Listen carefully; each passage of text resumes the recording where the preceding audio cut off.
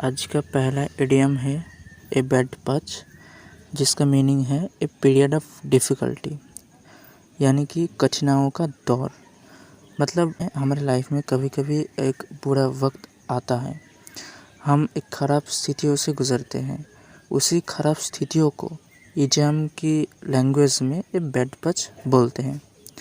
और ये बैड पच इडियम को हम सेंटेंस में कैसे यूज़ करेंगे, देखिए। The company is going through a bad पच। इसका मतलब है एक कंपनी बहुत ही ख़राब हालातों से गुज़र रहा है, but the show is optimistic about a turn around soon. लेकिन उनका जो सीईओ वो बहुत ही ऑप्टिमिस्टिक है, बहुत ही आशावादी है। वो सोचते हैं कि इस बुरे हालात से वो जल्दी ही बाहर निकलेगा।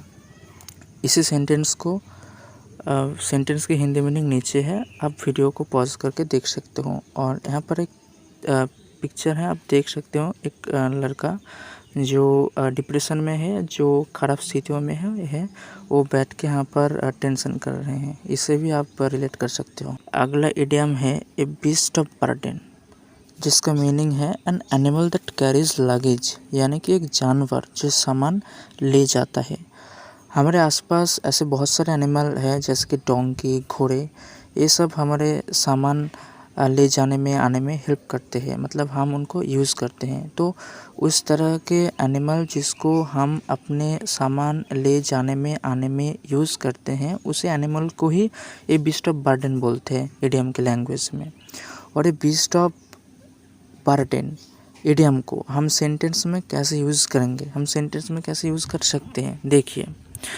The donkey had been a faithful beast of burden for the farmer. मतलब कि एक घोड़ा जो एक किसान की एक बहुत ही विश्वस्त, एक बहुत ही फेथफुल बीस्ट ऑफ बर्डन रहा।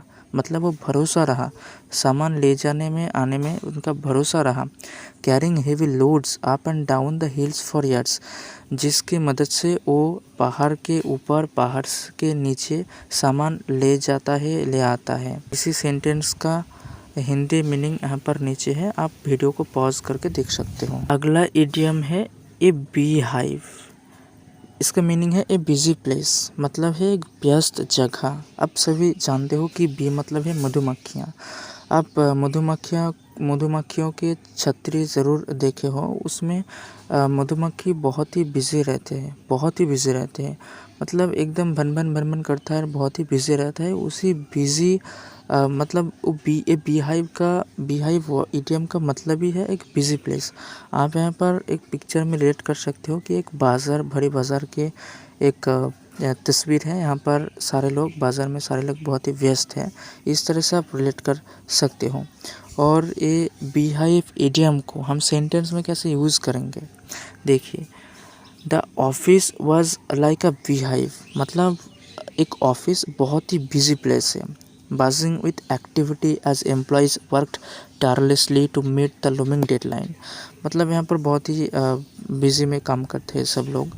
और ये सेंटेंस का हिंदी मीनिंग यहाँ पर नीचे दिया है, आप वीडियो को पॉज करके देख सकते हो दोस्तों। और एक बात मैं आपको बताना चाहता हूँ कि आप कोई भी वोकेबुलरी हो, चाहे वो इडियम्स हो, चाहे वो सिनोनिम एंटोनिम्स हो, चाहे वो वन वर्ड सब्स्टिट्यूशन हो, आप सभी वोकेबुलरी को रट्टा मत मारिए। आप रट्टा मत मारिए या फिर निमोनिक्स के पीछे भी मत भागिए, क्योंकि पैटर्न अभी बदल रहा है। एक वक्त था जब हम रट्टा मार के हो जाता था, लेकिन अभी एसएससी एप्लीकेशन बेस्ड क्वेश्चन तैयार कर रहा है। कमीशन की मेन फोकस है कम्प्रिहेंशन के ऊपर, वोकेबुलरी के ऊपर। और अभी इसी मतलब एक बहुत ही डेप्थ से जाकर वोकेबुलरी पूछ रहा है। तो इसलिए हमें एप्लीकेशन बेस्ड स्टडी करना पड़ेगा। मतलब कोई भी वर्ड हो, कोई भी इडियम हो, उसका एप्लीकेशन क्या है, हम सेंटेंस में कैसे उसको यूज़ कर सकते हैं, इस तरह से हमें अपने वोकैब तैयार करना पड़ेगा। रट्टा मार के या फिर निमोनिक्स रट्टा मार के, ट्रिक रट्टा मार के हम किसी ना किसी दिन मतलब भूल जा सकते हैं, लेकिन हमें उस वर्ड का एप्लीकेशन पता होना चाहिए। मतलब उस वर्ड को हम एक सेंटेंस में कैसे यूज़ कर सकते हैं, वो भी हमें जानना पड़ेगा। तो इसलिए आपको एक इडियम्स हो, जो कोई भी वर्ड हो आपको पढ़ना पड़ेगा। उसके बाद उसका हिंदी मीनिंग आपको समझना पड़ेगा, उसका इंग्लिश मीनिंग भी आपको समझना पड़ेगा। उसके बाद उसका यूज़, सेंटेंस में यूज़ कहाँ पर है उसको भी आपको समझना पड़ेगा। मैं यहाँ पर मेरे चैनल पे ब्लैक बुक वोकेबुलरी की हर एक वर्ड मैं अपने चैनल पे कराऊंगा, और हर एक वर्ड की सेंटेंस में एप्लीकेशन कहाँ पर कर सकते हैं हम, वो भी मैं आपको दिखाऊंगा। तो इसलिए अगर आप चाहते हो कि वोकेबुलरी को बहुत ढंग से सीखना है, कंप्रिहेंशन की हर एक क्वेश्चन अटेंड करना है, वोकेबुलरी को डेप्थ से जानना है, एप्लीकेशन यूज़ करके जानना है, तो मेरे चैनल के साथ आप ज़रूर जुड़ सकते हैं और मेरे चैनल को आप सब्सक्राइब भी कर सकते हैं। दोस्तों, अगला इडियम है ए बिग ड्रॉ। इसका मीनिंग है ह्यूज अट्रैक्शन, यानी कि बहुत ही बड़ा आकर्षण। आप यहाँ पर पिक्चर में देख सकते हो एक कॉन्सर्ट चल रहा है, यहाँ पर बहुत अट्रैक्टिव लग रहा है ये कॉन्सर्ट। हम ए बिग ड्रॉ इडियम को सेंटेंस में कैसे यूज़ करेंगे, देखिए। The famous singer's concert was a big draw. इसका मतलब है एक फेमस सिंगर का कॉन्सर्ट बहुत ही अट्रैक्टिव रहा, attracting thousands of fans to the stadium. मतलब स्टेडियम के बहुत हज़ारों फैन को अट्रैक्ट कर रहा था वो ए बिग ड्रॉ जिसका मतलब है ह्यूज अट्रैक्शन। इस सेंटेंस की हिंदी मीनिंग यहाँ पर दिया है, आप वीडियो को पॉज करके देख सकते हैं। अगला इडियम है a bird in the hand is worth two in the bush. इसका मीनिंग समझते हैं पहले। Having something for certain is better than the possibility of getting something better, यानी कि कुछ बेहतर पाने की संभावना से कुछ निश्चित होना बेहतर है। मतलब है हमारे हाथ में जो चीज़ है उनको ही हम मेन फोकस कर, तो इसलिए हमें मेरे हाथ में जो है उनको ही मुझे पहले फोकस करना पड़ेगा, उसको ही पहले ढंग से करना पड़ेगा, यही बोल रहे हैं। A bird in the hand is worth two in the bush. इस इडियम को हम सेंटेंस में कैसे यूज़ करेंगे, देखिए। After waiting for months for a job offer she decided to accept the current one, remembering that a bird in the hand is worth two in the bush. बहुत दिनों से एक जॉब ऑफर के लिए wait करने के बाद she decided to accept the current one, वो समझ चुकी है कि उसे एक जो उसके पास जो लेटर है उसको ही पहले उसको ज्वाइन करना चाहिए। रिमेंबरिंग दैट, और ये दर्शाता है कि ये bird in the hand is worth two in the bush, मतलब उनके पास जो जॉब लेटर है उसको ही पहले उसको ज्वाइन करना चाहिए। मतलब जो लेटर जब आएगा सो देखा जाएगा, अभी फ़िलहाल जो जॉब उसके पास है उसको ही पहले उसके अटेंड करना चाहिए। अगला इडियम है ए बर्ड्स आई व्यू। इसका मीनिंग है a general view from the above, मतलब ऊपर से एक सामान्य दृश्य। आप इसको बहुत आसानी से समझ सकते हो। ये बर्ड्स आई व्यू मतलब बर्ड तो स्काई में उड़ता है, जब वो उड़ता है तब ऊपर से बहुत सारे दृश्य वो देख सकता है, मतलब a general view from the above, ऊपर से देखना। इसको ही हम इडियम की लैंग्वेज में ए बर्ड्स आई व्यू बोलते हैं। और इसी इडियम को सेंटेंस में हम कैसे यूज़ कर सकते हैं, देखिए। From the top of the hill we got a breathtaking bird's eye view of the entire valley below. आप यहाँ पर तस्वीर में देख सकते हो कि ऊपर से देखने में एक महल बहुत ही अच्छा लगता है, आप इस तरह से देख सकते हो। और इसके हिंदी मीनिंग यहाँ पर नीचे दिया है, आप वीडियो को पॉज करके देख सकते हो। अगला इडियम है ए bite at the cherry.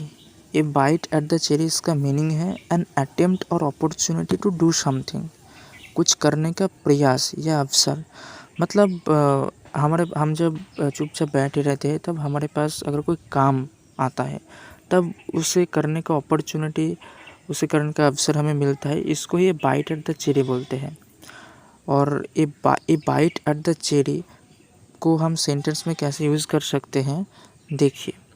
She was not willing to give up, so she asked for a bite at the cherry, hoping to persuade him to consider his decision. मतलब an attempt or opportunity to do something, अर्थात मतलब कुछ करने का प्रयास। इस at a bite at the cherry, मतलब आप इस तरह से भी याद कर सकते हो कि एक केक है, केक के ऊपर एक चेरी है और उसको खाने का अवसर आपको मिला है, इसको ए बाइट एट द चेरी बोल सकते हो आप। नीचे हिंदी मीनिंग दिया है, आप वीडियो को पॉज करके देख सकते हो। अगला इडियम है ए ब्लेजिंग बोन इन डिसगाइज, इसका मतलब है ए हिडन फेवर, यानी कि एक छिपा हुआ उपकार।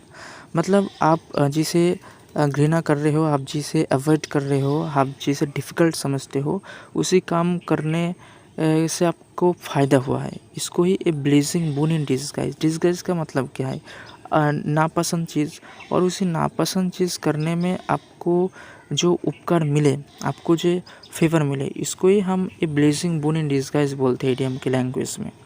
आप यहाँ पर सेंटेंस को देख सकते हो, आपको बेहतर से समझ आएगा। Losing her job turned out to be a blessing bone in disguise as she discovered a new passion and started a successful business. नीचे हिंदी मीनिंग है, आप यहाँ पर देख सकते हो। यहाँ पर अगला इडियम है ए ब्लू आइड बॉय। इसका मीनिंग है वन हु इज़ फेवरेबल, जो अनुकूल हो। मतलब हमारे आसपास अगर किसी का, आप इस तरह से याद कर सकते हो कि हमारे आसपास अगर किसी का आई अगर ब्लू रहता है तो मतलब हम सब उसे पसंद करते हैं। इस तरह से आप याद कर सकते हो। सेंटेंस में हम इसको कैसे यूज़ कर सकते हैं, देखिए। The young employee was the boss's blue-eyed boy, receiving favoritism and opportunities that others could only dream of। आप इस तरह से याद कर सकते हो कि हमारे क्लास में भी एक लड़का था जिसका आई एक मतलब ब्लू था। उसको सब सर पसंद करते हैं। वो पढ़ाई में अच्छा नहीं था, तब भी उसको सर ने बहुत पसंद करता था। इस तरह से भी आप याद कर सकते हो। और आज की लास्ट इडियम है ए बोल्ट फ्रॉम द ब्लू, जिसका मीनिंग है एन अनएक्सपेक्टेड डिज़ास्टर, यानी कि एक अप्रत्याशित आपदा। मतलब एक सडन कैलामिटी। मतलब हम चुपचाप बैठे हैं और एक समस्या आ गया, एक साइक्लोन आ गया, एक बहुत बड़े डिज़ास्टर आ गया। इसको ही हम ए बोल्ट फ्रॉम द ब्लू बोलते हैं इडियम की लैंग्वेज में। आप यहाँ पर तस्वीर में देख सकते हो कि सडनली एक सुनामी आ गया। और सेंटेंस में हम ए बोल्ट फ्रॉम ब्लू इडियम को हम कैसे यूज़ कर सकते हैं सेंटेंस में, देखिए। The news of her sudden resignation came as a bolt from the blue to everyone in the office. नीचे यहाँ पर हिंदी में नहीं है, आप देख सकते हो।